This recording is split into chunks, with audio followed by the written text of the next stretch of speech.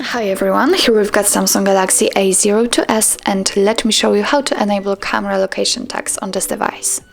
So first of all, we have to enter the camera app and now simply tap on the settings icon in the left upper corner. Now we have to scroll down and find useful features section, which is right here, and under the grid lines we've got the location tags option. Now they are off, but if you want to turn them on, just tap on the switcher right here, and as you can see they are active. So let's check if they are working. Let's take a photo by tapping on the shutter button, and let's check the preview of it just by tapping on this circle on the left. And in order to check the location, you have to enter the details, and you can do it by tapping on this three dots icon in the right upper corner and tap on details.